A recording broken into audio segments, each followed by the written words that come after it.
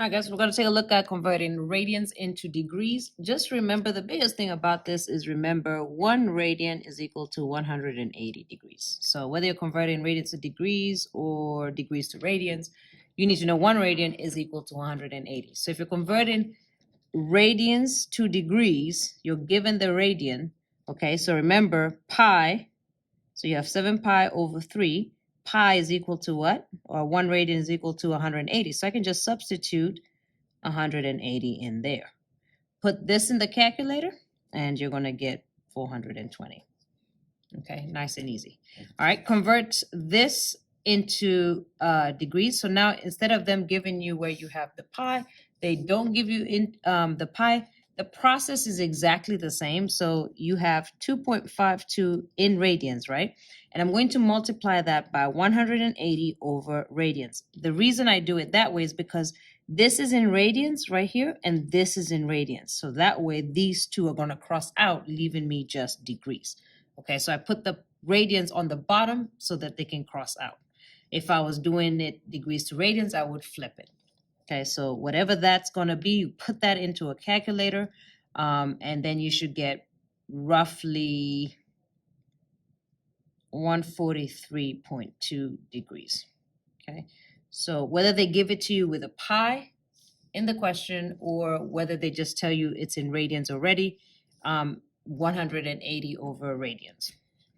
All right, converting degrees into radians. So now we're going the other way. Remember, 1 radian is 180 degrees. So we're given degrees, right? And I'm going to say, I want to make this into radians. That means I need to get rid of degrees, which means I need to put the degrees on the bottom. Why am I putting degrees on the bottom? Because degrees on the top, degrees on the bottom will cancel. So degrees on the bottom, and this is pi. So again, because pi is equal to 180, this is equal to 1. Anything multiplied by 1 is the same thing. So go ahead and put that in a calculator. And I believe they want pi in the answer. Simplest form. Okay, so you're just dividing these two in a calculator, and that's 7 over 12 pi. We keep pi in the answer. Okay. Exact trig values graphically using sine and cosine. All right, so given the following unit circle, rotate the green dot to the appropriate angle, then find the exact angle of sine 330. All right, so you have to know where 330 is, which means you have to know this is 90, this is 180, this is 270. Now you have to actually know exactly where this 330 is. 330 is very close to 360, so it's actually the angle over here. So rotate the green dot to that angle right there. All right, then it says find the exact value of this function. Okay, so again, you have the unit circle, but if you didn't, you could just use your hand. You need to find out on the left-hand side, on this side, what is that? This is like going from 360 to 330 is 30 degrees, right? And because I'm going this way, it's negative 30. Well, that's the same way as going positive 30. Just need to remember what's negative in this quadrant. So if I have, okay, so do remember that it is always radical over 2. So 30 degrees that way would be, and if I'm looking for cosine, so my x direction is cosine and my y is sine. So I'm looking for sine. So I'm going to be looking for x is the first one and y is the second. So I'm looking for the second value. So my first one, this would be cosine, but I'm not looking for that. I'm looking for this one. So this would be radical 1 divided by 2, which is equal to 1/2. Now I need to know what in the whether it's positive or negative in this quadrant. Remember, in this quadrant, right, my y values are negative and my x values are positive. So this is going to actually be negative. And you can just put that in a calculator and just check. Okay, so that's how you use the unit circle to find it. All right, what if you are asked to find cosine? So this time, instead of finding the y value, I'm finding the x value, but the process is still the same.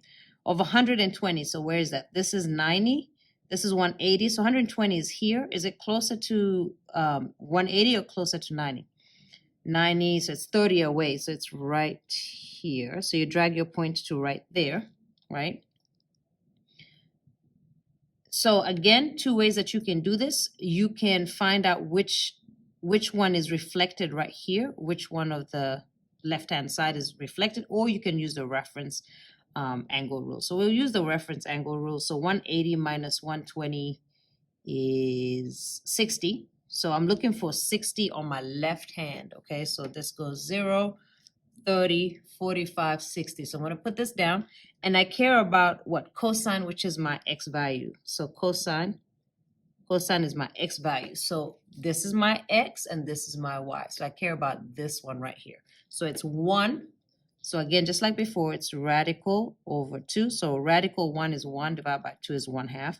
And then is it positive or negative in this quadrant? So this is quadrant 2. This is my x values.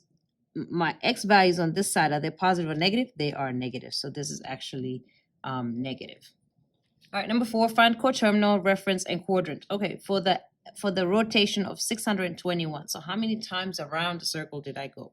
So 300, let's see, the coterminal angle is blah, which lies in blah, with the reference angle blah. Okay, so I need to find out 621. So 621 minus 360, that's one circle.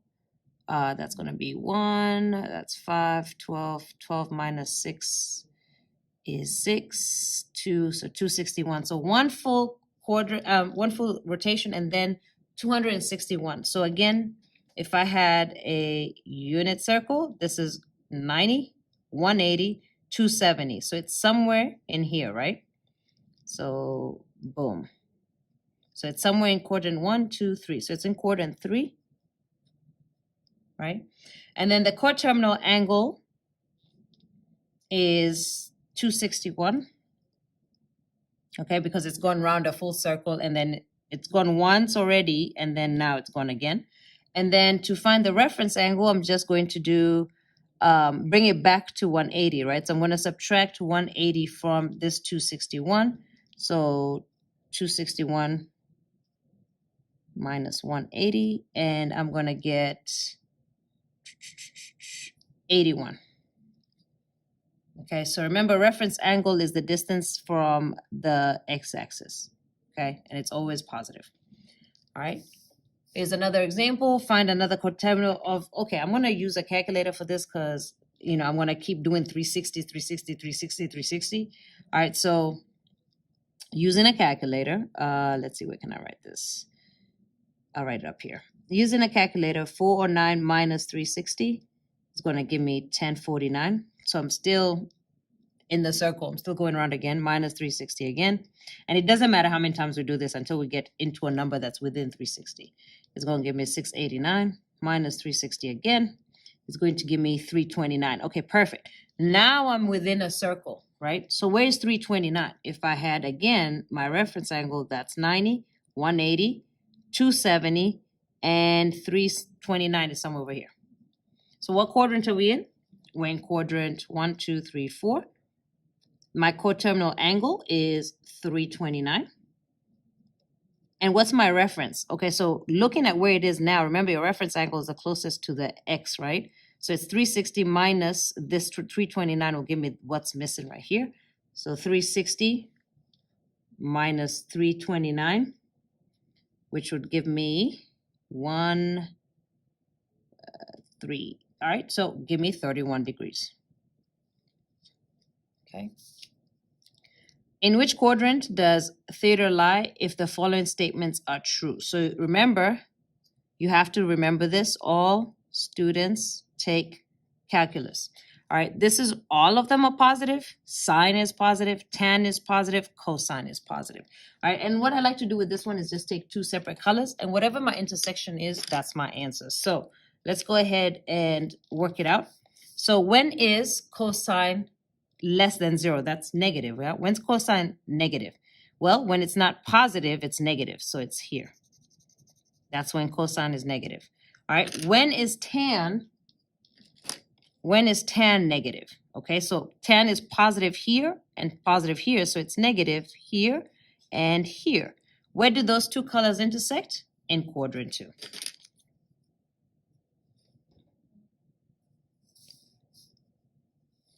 All right, find the exact value of tan 120 in simplest form with a rational denominator. Okay, meaning you're not supposed to be using the calculator. You're just supposed to use a unit circle. All right, so tan of 120. And remember, tan is what? Sine over cosine, right? So it's sine of 120 over sine of 120. And again, using your unit circle. Now, if you don't have your unit circle as a reference, you can use, so I'll do it right here on the side as to how to find it. Once you know your left-hand rule, you know everything you need to know.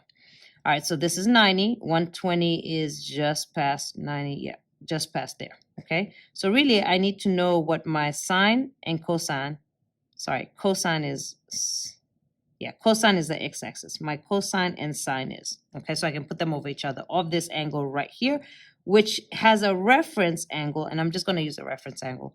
If it's 120, 180 minus 120 is going to give me what? 60. So I need to my left-hand rule of 60, and it's going to, and then I'm going to talk about whether it's negative or positive in that quadrant. As a matter of fact, let me do that now. All right, cosine. So if I look on the x-axis in this quadrant, this x-axis will be negative. Sine, okay, if I look at the y-axis, it's going to be positive. So it should be negative cosine and positive sine. All right, keeping that in mind, I'm coming for 60, right? So again, you take your left hand, 60, 0, 30, 45, 60. You put this finger down. This is your cosine. This is your sine. All right, and remember, it's always radical over 2, right? Radical over 2. So for my first one, my x or my cosine, this is 1, radical 1 divided by 2. So radical of 1 is 1 divided by 2 is a half. And it's negative. So this cosine is negative 1/2. And sine, okay, so putting that finger down, is 3, right? So this is going to be radical 3 over 2. And it's positive. Okay. Then you're going to keep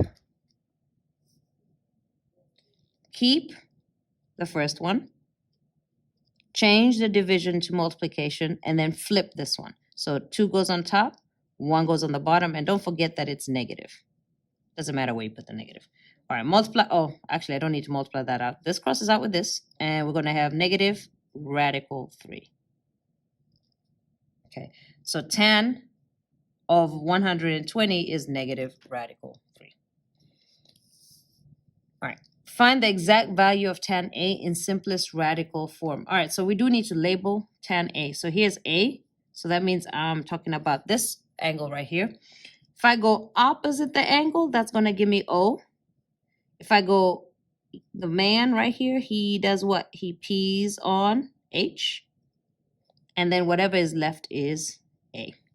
All right, so since we're looking for tan, we're going to label it out. So, ka, to, a. Okay, so if I'm looking for tan, I'm looking for this one. So how do I set that up? I go tan of the angle, which is A, is equal to O, which is 12, over A, which is radical 52. Now, can I have a radical at the bottom? I cannot. So what do I have to do? I have to multiply it by, rationalize the denominator, radical 52 top and bottom to get rid of it. So you're going to have 12 radical 52 over, and this is going to just be 52. All right. Of course, if you put that in, you're going to get it wrong because you have to simplify it. Okay, so let's talk about first, let's simplify. We will simplify the radical in a second, but let's also simplify the outside. So what number goes into 12 and 52? Okay, so you can kind of work through, actually, let me do the radical first because I might even need more. All right, we're going to break down 52. All right, which breaks down to, let's see, 2, half of 52. 2 times 25, 26. Break that down. That's going to be 2 times 13. Can I break down 13 anymore? No, so that's it. All right, so 2 times 2 times 13. Okay, I need perfect squares, and I know 2 times 2 is what? 4, right? So I can say radical 4 times radical 13. And this is going to give me, of course, 2 radical 13. Okay, so I'm going to put that right here. So I have the, and again, there's so many ways you can teach this and walk through this. While I'm here, so I'm gonna write this in. So this is 2 radical 13. Okay, now we still have this fraction outside. 2 goes into 12 6 times, and into 52, 25, 26. 2 goes into 6 3 times. and 2 goes into 26, 10, 13 times. All right, so I have 3 on the top and 13 on the bottom. Then 3 times 2 is what? 6. So my final answer is 6 radical 13 over 13. All right, so in triangle blah, blah, blah, measure of W is 90, boom. So they tell us all of this. Okay, what ratio represents secant?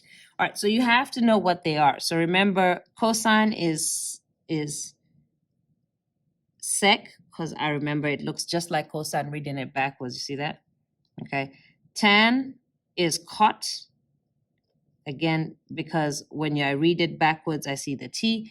And then sine is the only one that I have to remember because it has no kind of relationship to remember. So in this time, we're looking for secant. So secant is what? 1 over cosine. So secant is 1 over cosine of whatever your angle is. All right, and we're looking for V. All right, so what is cosine of V basically? So here's V. I'm going to go opposite V. That's O. Here's my man. He does what? He pees on H, and this is A. So SOHCAHTOA says that if I'm looking for V and I'm looking for cosine, because I need cosine for secant, right? Cosine, I will do A over H. Okay, so this is 1 over cosine, which is A over H. So 15 over 17. All right, so remember, you're going to keep, change to from division to multiplication, flip this. So 17 over 15. 1 times 17 over 15, so secant of V is equal to 17 over 15. Okay. All right, midline. Determine the equation of the midline. All right, so remember, midline is the middle. But if you can't find the middle really easily, you want to look at the maximum and the minimum. All right, that distance there divided by 2. So that distance is 6, or you can say 5 minus -1, which is equal to 6, and then divide that by 2, which is equal to 3. So what that's saying is not that the midline is at 3, but that it's 3 boxes away. So I count 3 boxes, 1, 2, and 3. And I'm going to check that if I draw that midline right there, do I have that same distance? 1, 2, 3, 1, 2, 3. I do. So this is my midline. And remember, you always, always, always write it as an equation. So y is equal to 2. Okay. So if you can see it, that's great. If you can't see, just do the maximum minus the minimum. All right. Amplitude. We kind of actually talked about this just now. Amplitude is the distance from the midline to the top of your graph, or the distance from a midline to the bottom of your graph. So whichever one. So we can use this exact thing that we just did to find your amplitude. So if you can spot your midline, you know your amplitude. If you can't, you go to your maximum, you go to your minimum, and divide it by 2. So 3 minus -5 divided by 2. Well, this distance here is 3 plus the 5, which is 8, divided by 2, which is 4. So 4 boxes or 4 units will give me the middle. So 1, 2, 3, 4. So this is my middle right here. And I'm just going to double check it before I write my answer. 1, 2, 3, 4. And this is saying 1, 2, 3, 4. Perfect. So this is my midline, y equals -1, but my amplitude is equal to 4. All right, what is my period? Okay, you do have to remember the formula for period. All right, so period, or actually you don't even have to use a formula, okay? So your period is your distance from like here to here. Like when does it start repeating? Now you could use your distance from here, and this is one oscillation right here, but not everybody sees that. Let me draw that out real quick. And so because you don't see that, I'm going to use your other one. So what you do is you find your midline and then you find your pattern. So there's my pattern and then it repeats again, right? But if you don't know that, just find your max to your max. So my max from here to here. Count how many boxes you got. So that's 1, 2, 3, 4. Start at the origin and go the same number of boxes. 1, 2, 3, 4. And that is your period. So my period is 4 pi. So two methods of looking at it.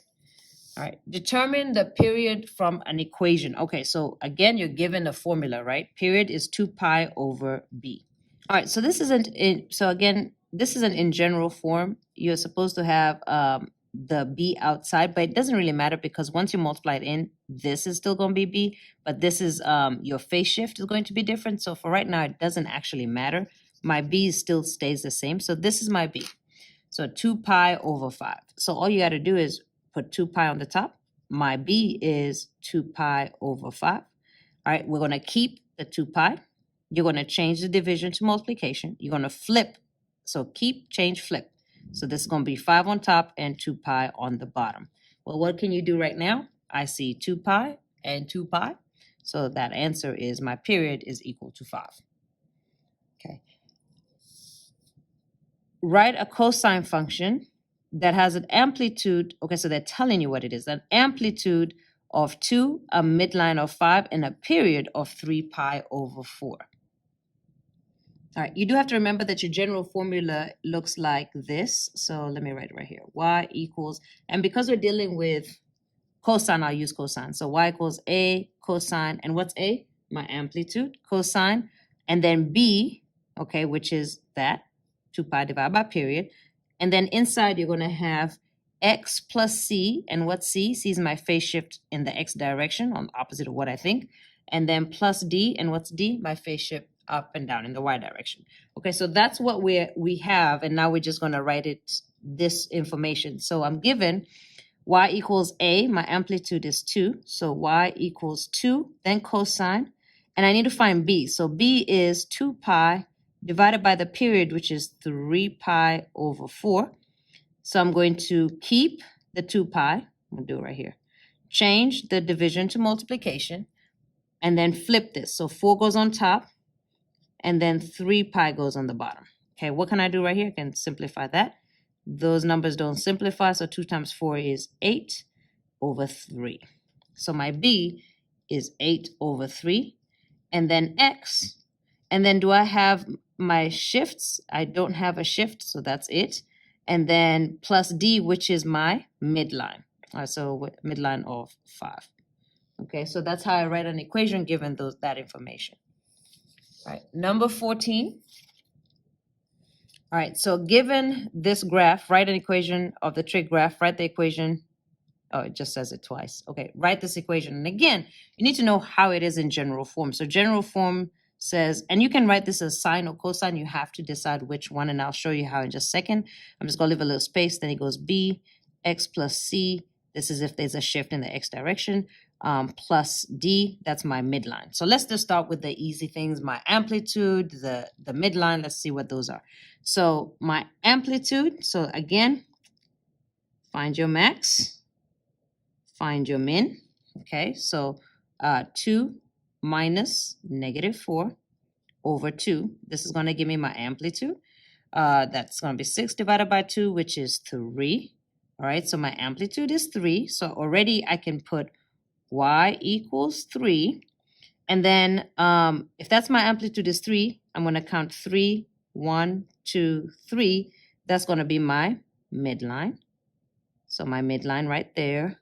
And again, always double check it. So 1, 2, 3, and then here 1, 2, 3. Okay, cool. All right, my midline is at -1. So over here at the end, -1, because that's my midline right there, right? What else do I need? Oh, I need to know if I'm writing cosine or sine. So first, when you find your midline, you should be able to see what it is. And again, there's more than one answer to this. So you can kind of decide on which one you want to go with. Because this is my midline, and again, there's more than one answer, okay? I'm going to do it this way. This is my midline. Does it start at my midline? It does. So what graph starts at my midline and goes up and down? Sine or cosine? All right, sine. So I'm actually going to use sine. Can I write this in terms of cosine? Of course I can. I can put cosine here with a shift, what's that, 3 pi over 2 to the, so again, so I don't want to add this in here, but I can. I can write cosine. Maybe I should do both. I can write cosine as well, but I'll have to add the shift, that distance that the graph moved. Okay, but I don't feel like doing that, so I'm going to do sine. All right, so sine, and then what goes next? So this is sine that I'm using. B, so that's going to be 2 pi over my period. All right, so my period is my max to my max, or, oh, well, actually, let's do it this way. Let's stick to one way. My max to my max, so you're going to go ahead and count how to get from here to here, or subtract these two numbers, whichever way you want to do it. All right, so this is 1, 2, 3, 4, and then you're going to come back to the origin and do the same thing. So count 1, 2, 3, 4, and that's your period. Okay, so my period in this question is 6 pi. The pi's cancel, of course. 2 goes into 2 one time and into 6 3 times. So this is 1 over 3. So my B is 1 over 3. X, because I don't have any shifts because I'm using the sign. And then my midline, minus 1. So I just wrote that really to the left. I'm actually just going to write it right here. I'm going to just cross that out there. Okay, that's pretty much it. But I can write a cosine graph if I want to. And the only thing that I'll change is here in the middle, I'm going to represent a phase shift because cosine has to be at, the maximum has to be on the y-axis. All right, which equation represents the graph below? Again, you can do this 1,000 ways because this is process of elimination. That's what I'm going to do. So question is to first find your midline, and I can see it that it's right here, but if you can't see it, again, your maximum, so 55 minus your minimum, 5 divided by 2. That's going to give you my amplitude, and from my amplitude, you can see your midline. So that's 50 divided by 2 is 25. So my amplitude is 25, so automatically it's not that one, it's not that one. Okay, it's one of these two. Okay, so my amplitude is 25. So this is going up in fives, right? So 5, 10, 15, 20, 25. All right, just like I suspected, my midline is right here.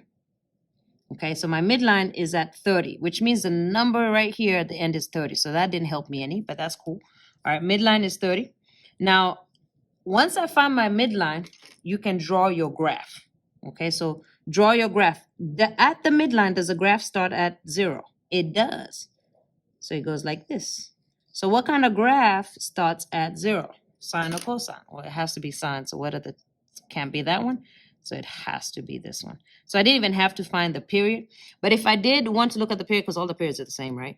If I did want to find the period, remember it's from here to here. Count the boxes, 1, 2, 3, 4.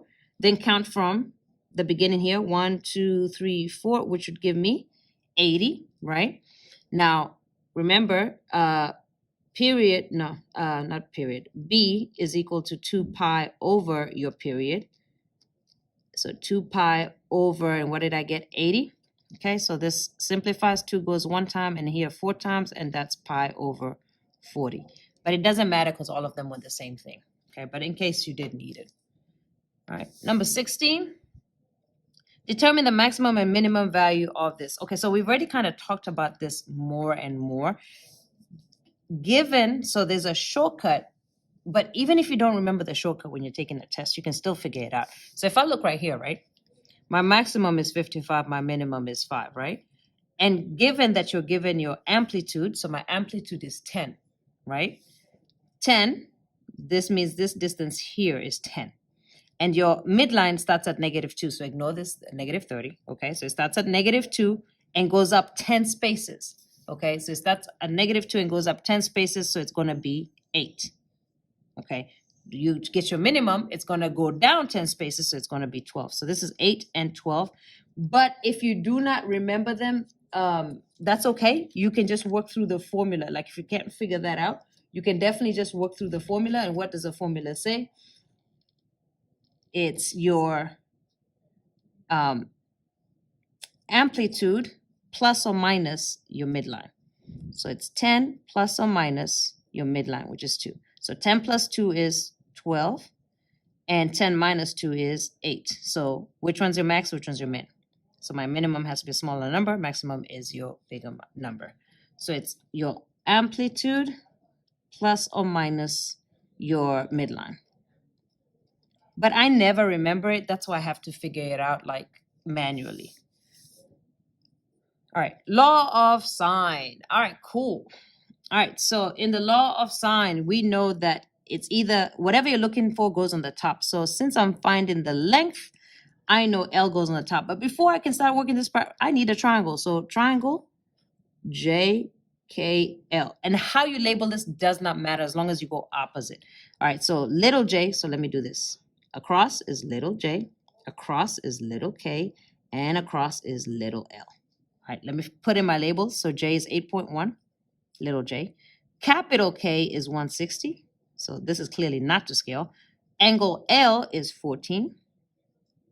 Find the length of L. So we're looking for this, okay? So whatever you're looking for goes on the top. So little l goes on the top.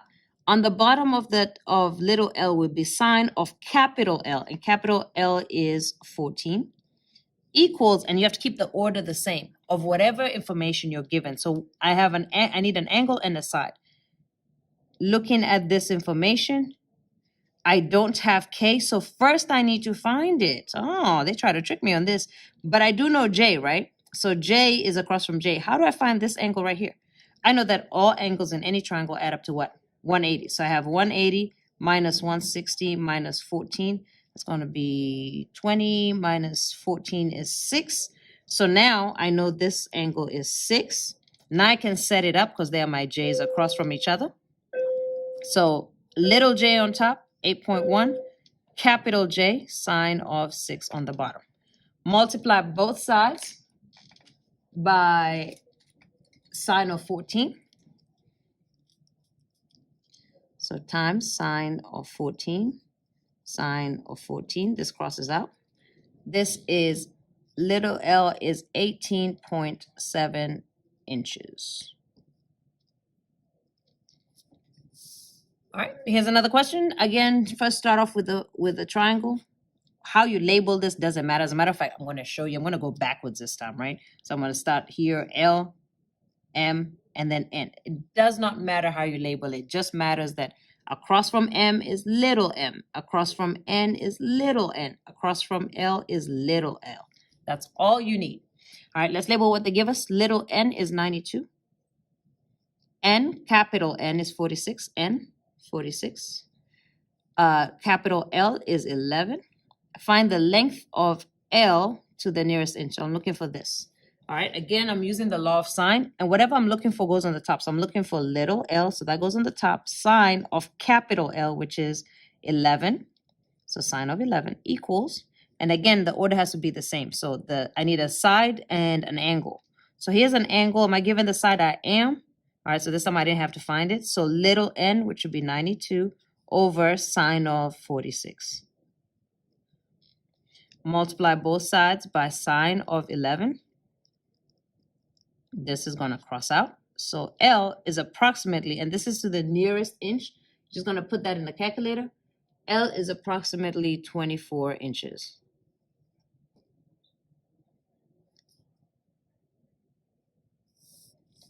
All right, law of cosine. So you use this. Remember, you need to know this, okay? So law of cosine, you use it only twice, either when it's SSS or when it's SAS. Aside from that, you always use laws of sine. All right, so here's my situation. I'm given 3 sides. I'm asked to find an angle. And again, y'all, there is a formula that you can use to do this. Just so it's less math. I'm going to show it to you in general once again before I actually do this question, because that's how I do it, because it's just a little bit shorter. Okay, so first write down what it's supposed to be. So a squared equals, and because I use a here, at the end has to be cosine of a. Okay, so you have to remember that. A squared here, cosine of a here. All the other letters are whatever I didn't use, plus b squared plus c squared minus 2bc. This is your general formula. If I'm looking for the angle, if I'm trying to solve for this angle here, I'm going to take this to the other side. So I'm going to subtract b squared. I'm going to take this to the other side. I'm going to subtract c squared. So this is going to be a squared minus b squared minus c squared. Okay. Then I'm right here, right? This is all I have left right here. All right. This is attached by multiplication. So to get rid of it, I'm going to divide by negative 2bc. So I'm going to divide by negative 2bc. And that's going to give me cosine of a. So if I wanted a, I would obviously take the inverse cosine of this whole thing. So A is equal to that. Now, the reason I do that is because now when I come to do this question, it's so much less math, okay? So you can write that in general. The only thing that you need to remember is whatever side you're looking for has to, the A, this A and this cosine A have to be what they are, okay? So be careful. They're minus B squared and C squared, but this A must be with this cosine A. So you have to identify what that is. All right, so let's go ahead and do this question. All right, in triangle,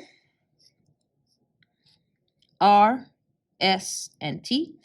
Oh, across from R is little r, across from S is little s, across from T is little t. Okay, R is equal to 850, little r. Little s is equal to 250, and that's equal to 940. Okay, find the measure of angle S. So S is what I'm looking for. So if I'm looking for angle S, this has to be what? Angle S. So the rest don't matter, but it's very important that this is angle S. So if I'm looking for angle S, so I'm going to use the formula right here. It's going to be the inverse of, and this has to be what? Angle S. It has to match. So this has to be S squared minus, and this is the other letters. So what do we have? R and T. So R squared minus T squared. All over minus, and remember this is whatever these other two letters are. It's not the S. So this is 2 R and T. Okay. Once you put in those numbers, you put it in the calculator. So this is S equals the inverse cosine of, all right, S, now I'm putting in numbers. So S is 250. R is 850. T is 940.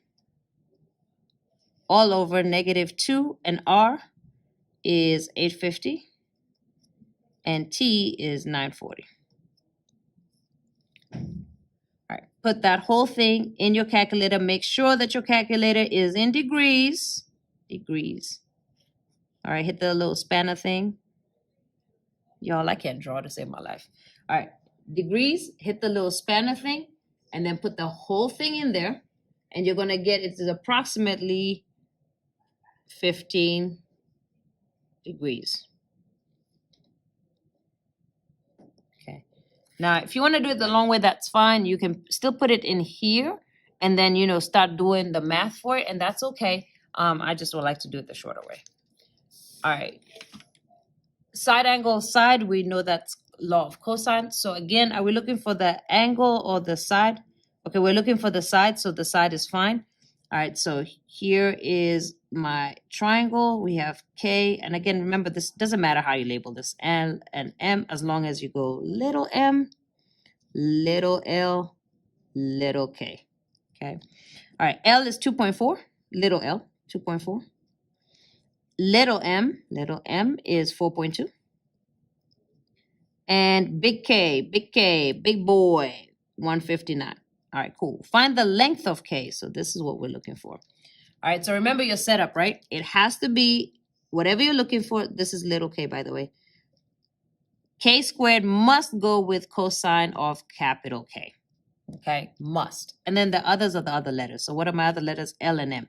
So I've got L squared plus M squared minus 2LM. And then you just put in the numbers. So we have K squared equals, what's L?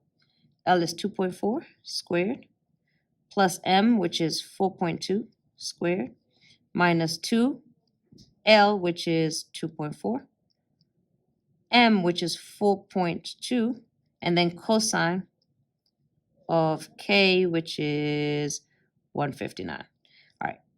Now, before I put this whole thing in the calculator, when I want to find just K by itself, what would I need to do after I put this in the calculator? I would have to take the square root of both sides, right? So that we can do this one time, you're going to put the square root of all of this with, in fact, matter of fact, let me put these parentheses on here. Exactly as how it looks all the way through, and then you're going to get an answer. So little k is going to be equal to roughly 6.5. And this is inches. All right, so 6.5 inches.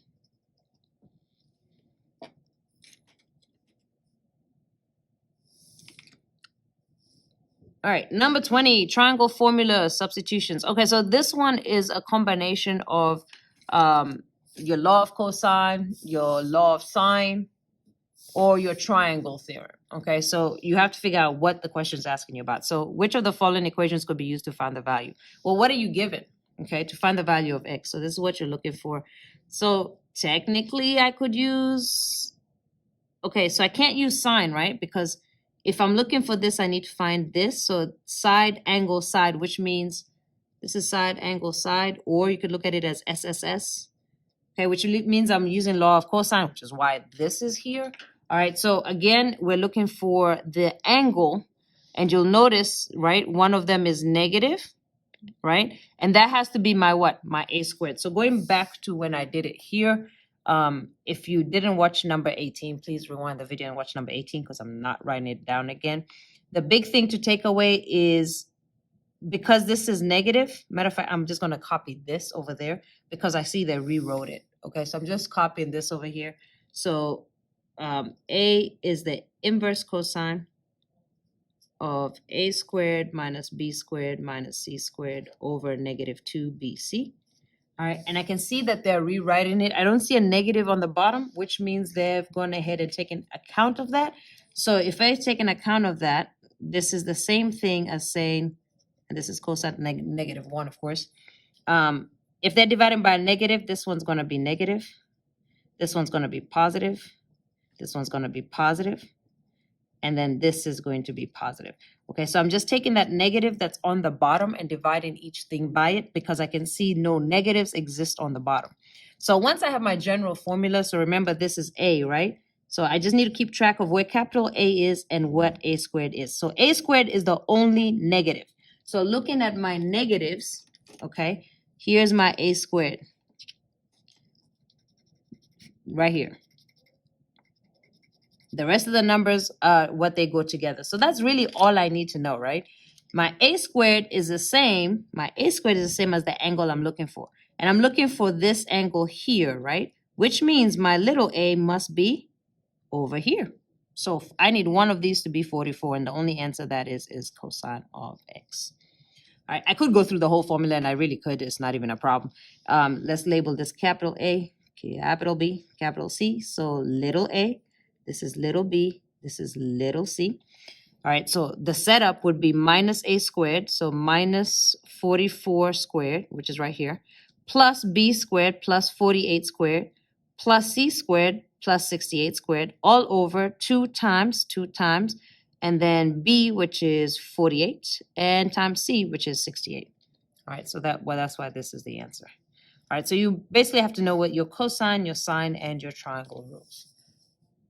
All right, determine the number of different values that x could be based on this information. Okay, so given this triangle and that sine of x is equal to this, what would x be? All right, so first you got to find out what is this in terms of an angle. So how do I do that? X is equal to the inverse sine of 0.8736. You got to find what the angle is. Right now you don't know what the angle is.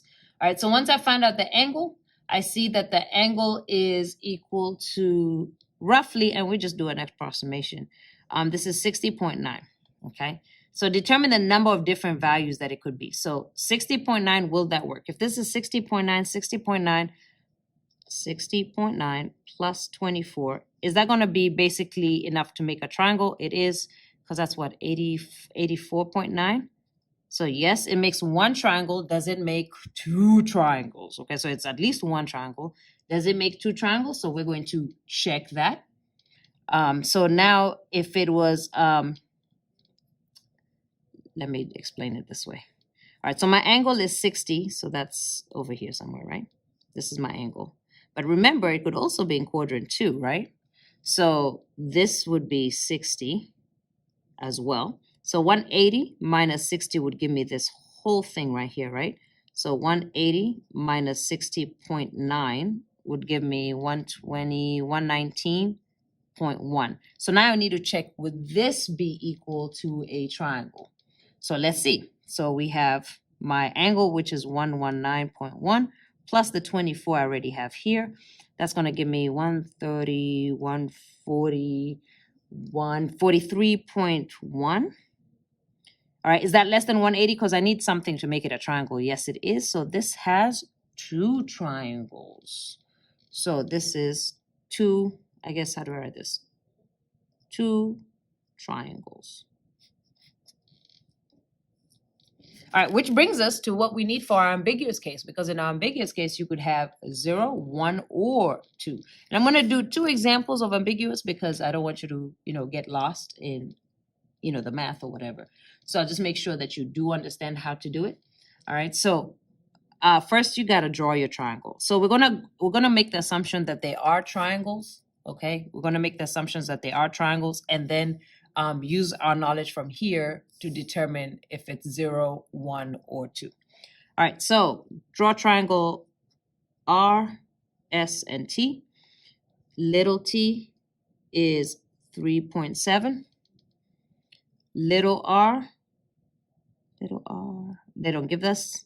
Little s, 1.7. Capital S, 155. And we want to find that. Okay, so I'm going to use the law of what? Because I'm given basically, is it SAS or SSS? No, because I'm not looking for this side, so it's not SSS. Is it SAS? Am I looking for little s? Nope. So this is the law of sine. So I'm going to use the law. Well, clearly it says law of sine here. I'm tripping y'all. All right, so I'm going to use the law of sine. I'm looking for capital T, so that needs to be on the top. So sine of capital T over little t. Little t is 3.7. Is equal to the one I already know. So this is the one I already know right here. And we have to keep this order the same. So sine of capital 155 over the little 1.7. All right, multiply both sides by 3.7. And make sure you put this in parentheses so that this number is not attached to this 3.7. Okay, make sure you put that in parentheses. All right, that will give me sine of t. So to find t, okay, let me just do it. Sine of t is going to give me roughly maybe like, and don't round here, 0.919, blah, blah, blah. All right, to find the t on its own, I have to take the inverse of that. The inverse of 0.919, blah, blah, blah. So that's going to be roughly equal to 66.9. And I'm going to round at this point, 66.9. Now, remember, we're making an assumption that there is a triangle, right? But we don't know. So we have to do what we did here to see if there's 0, 1, or 2. All right, so let's go ahead and start with here. Is it possible that if I have a triangle with 155 already, so let's try. It already has 155 in here. So it has that 155. But now I'm going to put 66.9. So 155 plus 66.9. And that's going to give me 221.9. Is this possible? No way, right? This is not a triangle. All right, which means this is not a triangle. This has how many triangles? None. So when you're putting your answer in, I think you just leave it blank and hit submit. Okay, so that has no triangles. All right, so it doesn't make sense for me to check anything else because it doesn't even have one. All right, next question. So make sure this one does. All right, so again, draw your triangle, RST. Doesn't matter how you draw it, RST, as long as little r, little s, and little t. All right, fill in the numbers. So we got t is 9, little t is 9. Little s is 7.4. Capital S is 44. Find, boom. So I know I'm using law of sines, right? So I'm looking for this. So that needs to go on the top. So sine of capital T over little t is 9, equals sine, because it has to be on the top, of whatever else I know. So what else do I know? I know S's, right? See, and I have these across. So S's. All right. So sine of S, capital S, over S. All right. Multiply both sides by 9. So this will give you sine of t, right? Take the inverse of that. And if you had put this in the calculator, you would have gotten 0.844, blah, blah, blah. All right, so big T is equal to the inverse of that, which is roughly equal to 57.7. Now we're going to check if this makes 0 triangles, 1 triangles, or 2 triangles, what we did in this question right here. So now we're going to do it again here. All right, so already my triangle has a 44 in it. Plus my new angle, I'm trying to see if this can work, 57.7, and that's way less than 180, so I know this works, but that's going to give me 101.7. Okay, so yes, this is a triangle. So it definitely has one. I need to know, does it have two? All right, so this is an angle, and remember, you could have one in quadrant 1. So this one is 57.7. Or you can have one in quadrant 2. So we're about to check this one, if this is 1. So this is 57.7. It's my reference angle, same angle. And now I want to know if this is 1. So 180 minus 57.7, which is going to give me 122.3.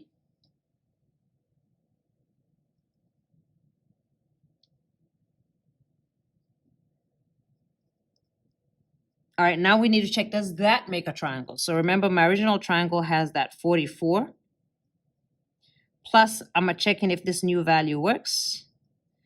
So when I add 144 plus 122.3, I'm going to get 166.3. Is that less than 180 so I can have a third side? It is, so this one has two triangles. All right, area multi-step. All right, so look, even before I do this, let me just make sure you guys understand. I know I've said this a lot in class, so I'll say it again. Remember, your area is your included side right here, and you need to know boom and boom, okay? So area is a half of boom and boom. So let me call this A and B. All right, so it's your inscribed angle and the ones right next to it, okay? So this is 1/2 AB and then sine of A. That's what we're looking for. So whatever this triangle does, if it doesn't give me this, I have to find my missing sides, okay? So just FYI. All right, so let's go ahead and start off with the triangle. So it's OPQ, and again, it doesn't matter how you start, as long as this is little p, this is little q, and this is little o. All right, little o is 6.6, little p is 8.7, and little q is 7.9. All right, so I'm given side, side, side, okay? Find the area to the nearest tenth. So if I'm given side, side, side, I already know, okay, first of all, I don't have no angles, right? And I need an angle and then the sides right next to it. But since I already know this is SSS, what can I use, what law can I use to find an angle so that I can find my area? Well, SSS automatically, it should ring that you should use the law of cosine. Does it matter which one I find? No. Take your pick. So I'll find big Q. All right, so if big Q is what I'm finding, to set up my equation, I'm going to have little q squared equals, and at the very end, I'm going to put cosine of capital Q. Remember, for the law of cosine, this must be the same. And then the other letters in between. So that's going to be O squared plus P squared minus 2OP, cosine of Q. All right, let's put in our numbers. So Q squared, and again, I know, I don't feel like doing this the long way. So because I'm looking for my angle, remember there was a way for me to do this. I just needed to remember, okay, so again, back from here, I just needed to remember my A and cosine A. So right here. So I'm going to copy this formula back down here, okay, but I'm going to put it in terms of this. If you want to do the math, you just plug in the numbers and then solve for Q, but I don't feel like doing all of that. So I'm just going to copy down this over here and use these letters. I'm sorry. All right, so I've got big Q and little q. That's going to be my big A and my little a. So this is going to be Q squared and this is going to be Q. All right, so I'm going to go ahead and put it right here. Q is equal to the inverse cosine of what my little a would have been, which would be Q squared. Then minus, and now it's just minus all the other letters. So I don't even have to worry about it. Minus the other letter, minus the other letter, minus 2BC. All right, so it's minus the other letters, which is O and P, right? So minus O squared minus P squared over negative 2OP. So that's really my formula. Now I'm just going to put in my numbers. So Q is equal to inverse cosine of Q squared, which is 7.9 squared. And you can put that in parentheses, minus O squared, which is 6.6 squared, minus P squared, which is 8.7 squared, all over negative 2, and then O, which is 6.6, and P, which is 8.7. Put that whole thing in the calculator. You're going to get Q is equal to 60.33, blah, blah, blah. All right, now that I know that, remember I'm looking for this, right? And I have it down here. So this is my Q. So I have this, and I'm using this and this. So this is going to be 1/2. So my area is 1/2. AB, these two right here. So 6.6, 8.7. And then whatever my Q is, which is sine of roughly 60 point blah, blah, blah. So in the calculator, that comes up to roughly 24.9. So that's my area. All right, so sometimes you're going to have to find a side or a length to find out the area, but you use the law of cosine or your law of sine to do that.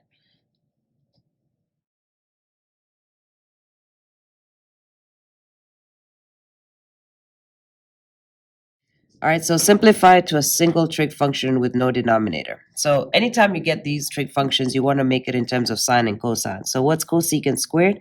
That's 1 over sine squared. All right, reference your reference sheet.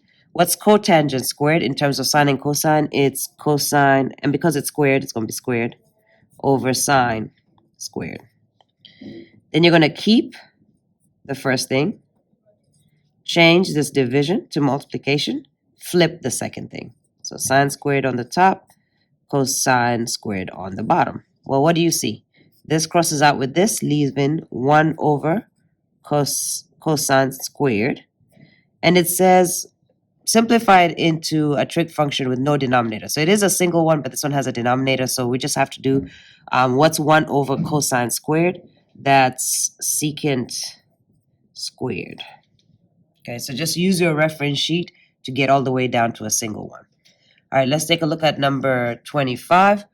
The expression is equivalent to cosecant squared, x minus 1 is equivalent to what here? Okay, so again, using the identities on your reference sheet, well, what do you know cosecant is?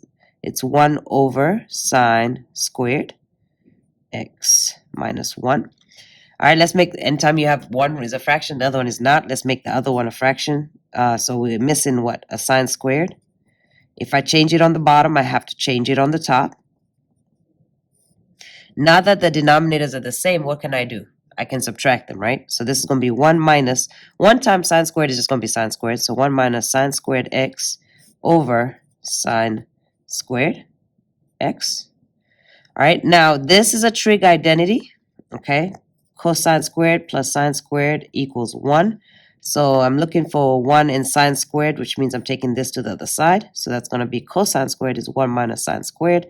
So this part becomes cosine squared over sine squared.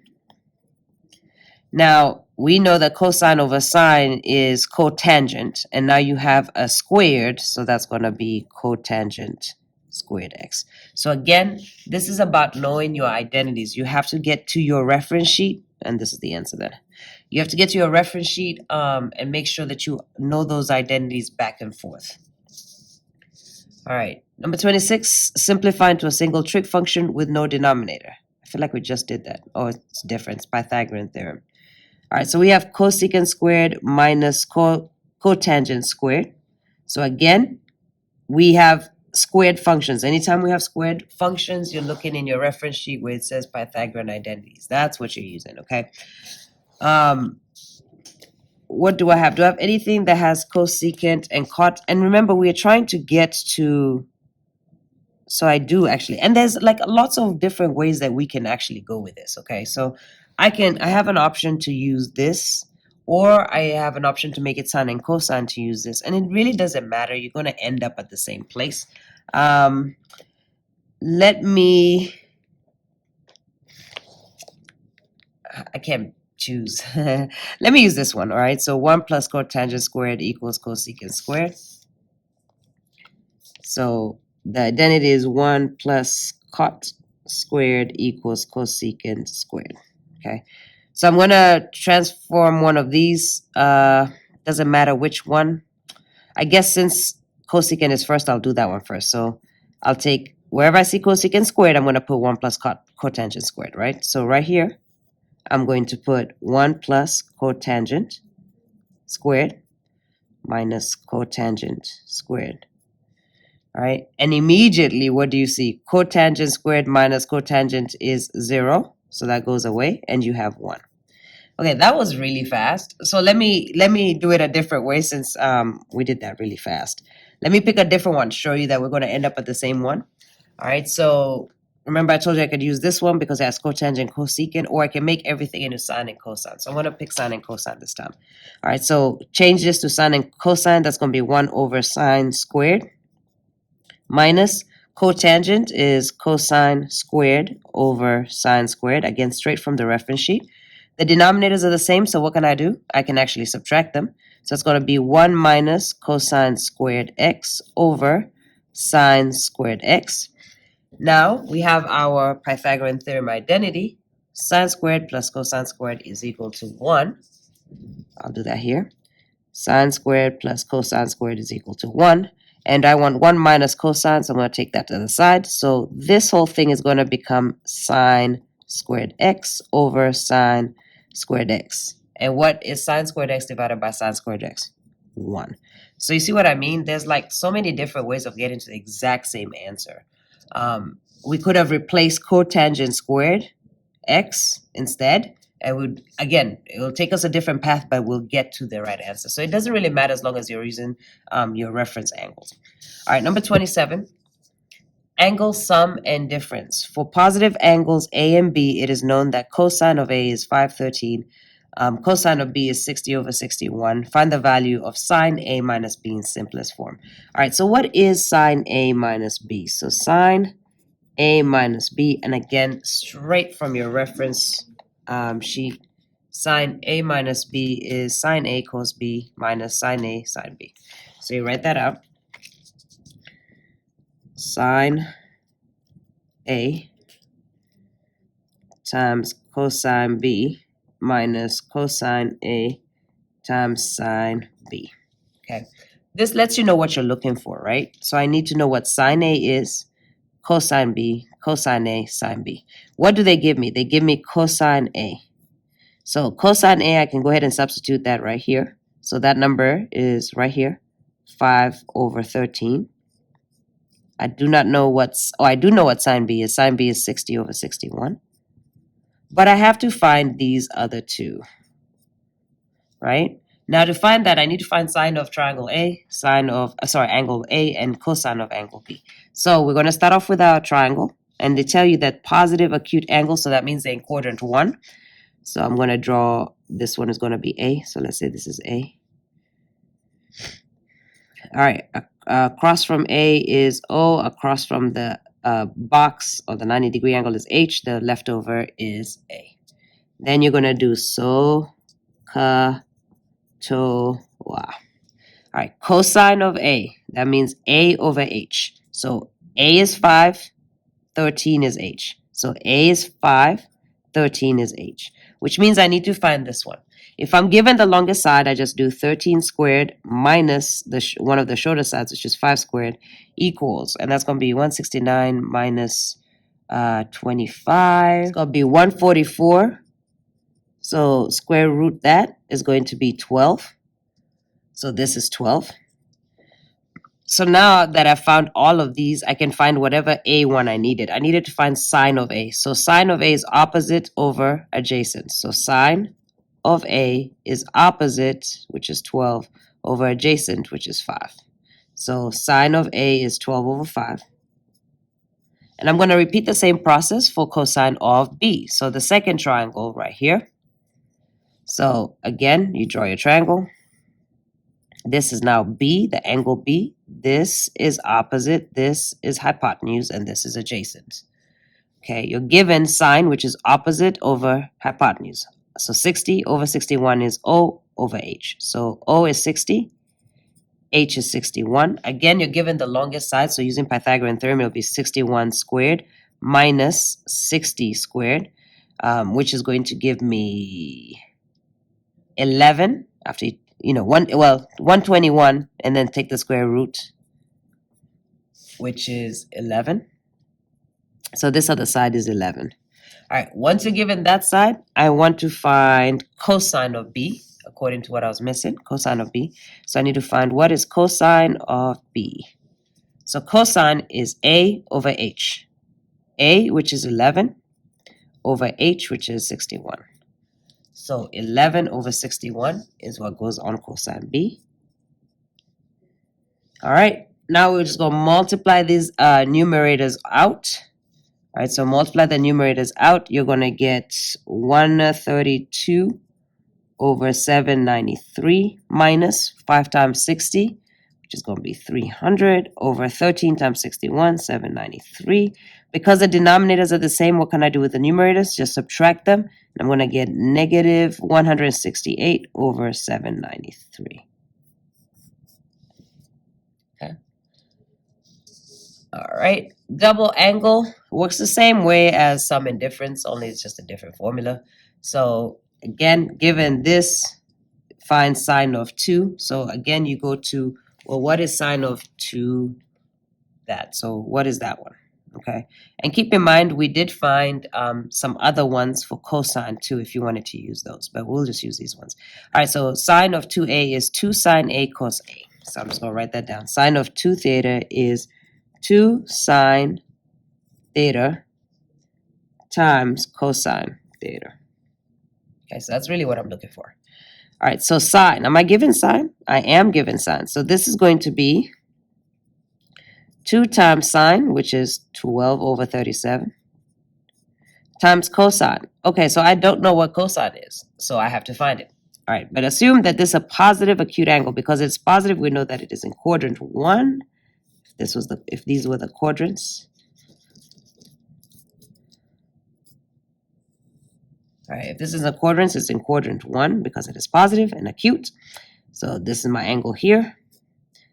Opposite, hypotenuse, adjacent. And we're given sine. So again, so, ka, to, a. So sine is O over H. So this is O, this is H. So 12 and 37. And we need to find this one, use Pythagorean theorem. So we know that 37 squared minus 12 squared equals my other number, square rooted, and that's going to be 35. You just put that in a calculator. So it's 35. Now I needed to find, in order to finish my equation here, I needed to find cosine, right? So cosine is equal to A over H. So 35 over 37. 35 over 37. And that was the missing piece that I needed here for cosine. So 35 over 37. Multiply all the numerators out. Just put all that in the calculator. You're going to get 840 over 37 times 37, 1369. All right. Find all the angles in one revolution, right? So a whole circle is 360. So everything they could be in either quadrant, right? Would be 1, 2, 3, 4, but just in one revolution that satisfy to the nearest tenth of degree this equation. So we're going to go ahead and work this out. So remember, I don't want us to look at the trig function. So let the trig function, which is cosine of A, equal x, because we know how to solve regular equations. So let it be x. So if that's the case, I have 6. Cosine of A is now what? X. So 6x plus radical 18 equals 0. Well, what do I do now? I take this to the other side. It's going to be minus radical 18. That's gone away. So I'm going to have 6x equals minus radical 18. Then divide both sides by 6. That goes away. So I'm going to have x equals negative radical 18 over 6. And what was x again? X was cosine. So now we're going to put in that's what's cosine. So cosine of A is equal to what we just found. All right, now because it says round to the nearest tenth, if necessary, I know that we're not going to be using the unit circle in terms of the exact values, so you're going to put this in the calculator. Remember, to evaluate it, you have to put, so A is equal to the inverse of negative radical 18 over 6. All right, which you're going to find is approximately 45 degrees. Now, it's important to know that cosine is negative, right? Cosine is negative. Okay, so where's cosine negative? All students take calculus. So cosine is positive here and here, which means it's negative here and here. So we're looking for quadrant 2 and quadrant 3. Okay, so any angles in quadrant 2 and quadrant 3. So my reference angle is approximately 45. So you're going to ignore the negative sign for just now because we're just using it to see where our answers could possibly be. So there's an answer in here and there's an answer in here. All right, so if my reference angle, so I'll do this quadrant first. Let me put it up here. If my reference angle is 45, how would I find this angle? I would do 180 minus 45. So to find the answer for quadrant 2, so A in quadrant 2 is going to be equal to 180 minus the 45, which is going to give me 135. All right, now let's do quadrant 3. So if here, my angle is right here, how would I find this? I would do 180 plus 45. So in quadrant 3, I would do 180 plus 45, and that would give me 225. All right, so those would be my solutions. All right, number 30, find all angles within one revolution that satisfy to the nearest 10th of degree. All right, so again, we want to let x equals cosine of theta. So it can just be something we're used to, and I think this is a negative. So we have negative 2, and then we have cosine squared, so that's going to be x squared, equals cosine, which is x, minus 1. All right, let's take everything to the left. So this goes to the left, is going to be negative x. This goes to the left, it's going to be positive 1. So on this side, we have negative 2x squared minus x plus 1 equals, there's nothing left here, 0. All right, so now we have to factor this. Now, there's so many different ways that you can factor this. You can use the quadratic equation. You can use the x game, whatever is most comfortable for you. I am going to use the x game. So if I'm using the x game, remember it's this times this, which is negative 2 times 1, which is negative 2. That multiplies to negative 2 and then adds to the middle, which is negative 1. So what two numbers multiply to negative 2 and add to negative 1?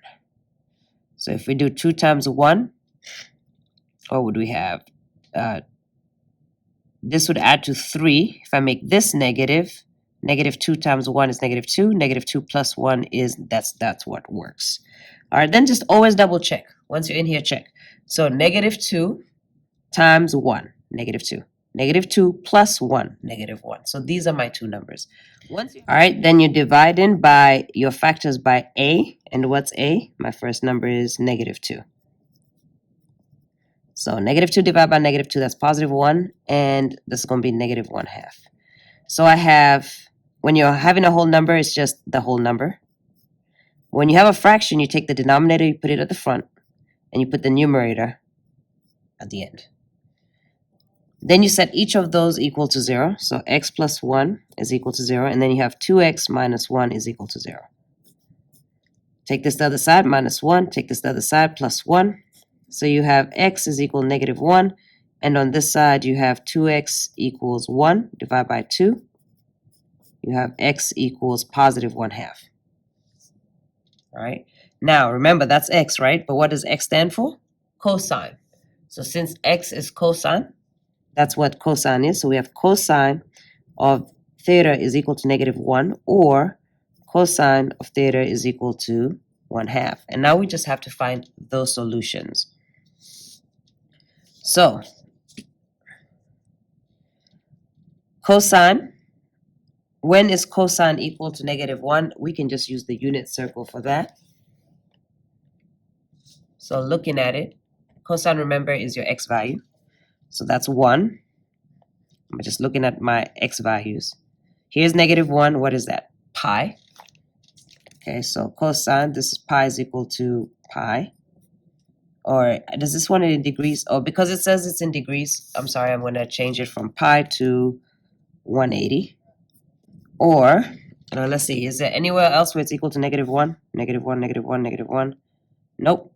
All right, so that's that. Or, cosine is equal to 1/2. So when is it 1/2? So going this way, when is the first one 1/2? Here we go, pi over 3. Oh, sorry, it's in degrees, 60. So, or it's equal to 60. All right, keep going around the circle. The first one is, it has to be positive 1/2. Positive 1/2, positive 1/2. Right here, which is equal to 300. So 60 or 300. And there's no more halves anywhere. All right, so your solutions, you actually have 3 answers for this one. All right, so you have a total of 3 solutions. 180, so you have 60, 180, or 300 degrees.